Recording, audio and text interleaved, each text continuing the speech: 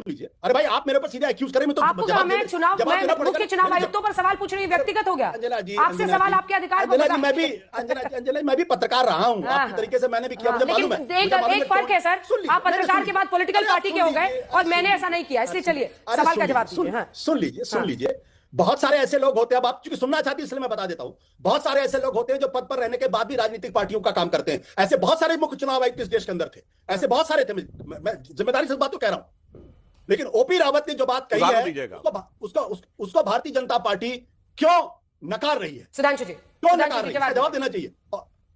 OP Rawat ji की बात का जवाब आशुतोष जी ने जो बोला, इसके बाद मैं फौरन आऊंगी आखिरी बात। गुरदीप जी फौरन। ओपी रावत जी का कोई बयान हो, मैंने तो कहा ना, ओपी रावत जी का स्टेटमेंट कोट करें और उसमें विद फला लॉज और बायलॉज कोट करें तो मैं समझ में आए। अब देखिए जो इन्होंने आशुतोष जी ने बोला, आप इतने कम पढ़े लिखे तो अगर शिकायत करेंगे, इतने कम पढ़े लिखे तो नहीं, ये पर्सनल होना नहीं होता आशुतोष जी, है ना, मैं बता रहा हूं, पर्सनल होना नहीं होता है कि आप अब ये कम पढ़े पर्सनल लिखे होना नहीं नहीं है, है, फिल्मों के बारे में नहीं जानते हैं, क्या बात है सब लोग अपने अब मैं बता रहा चलिए हूं, कौन कितना पढ़ा लिखा है दर्शकों को पता है। सवाल का जवाब दीजिए, सुधांशु जी सवाल का जवाब। आप सुनिए जो इन्होंने बोला है, सुनिए अब आशुतोष जी आपने टर्न पे बोलिए, आपको बीच में नहीं डिस्टर्ब करते, क्या हो गया आज आपको?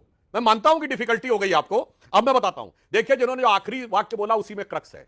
शिकायत अगर करेंगे राहुल गांधी तो सदस्यता जाने का खतरा हो सकता है, क्योंकि 7 साल तक की जेल है झूठा हलफनामा देने पे किसी भी कॉन्स्टिट्यूशनल बॉडी को, और ये किस ढंग से पलट चुके हैं अभी देखिए, याद करिए अंजना जी, इन्होंने वीर सावरकर के मामले पे कोर्ट में जो अवमानना का केस चल रहा था वहां पे पहले क्या कहा कि इन्हें जान का खतरा है, फिर क्या कहा कि मेरी जानकारी के बगैर केस फाइल कर दिया गया।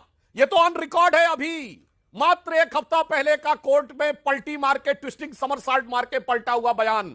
इन्हें पता है कि कोर्ट के सामने पलटना पड़ा वरना जेल जाने की नौबत आ जाती, और चौकीदार चोर है पे माफी मांग चुके हैं, रजिस्टर्ड माफी वीर है भारत के। इसीलिए जो कुछ भी खिसिया ले आशुतोष जी, मगर कोई मुझे बता दे कि बगैर शिकायत किए कोर्ट में केस दर्ज हो जाता हो तो बताइए, या तो पीआईएल करिए शिकायत करिए, ठीक है। और दूसरा कारण अगर आप ये बता रहे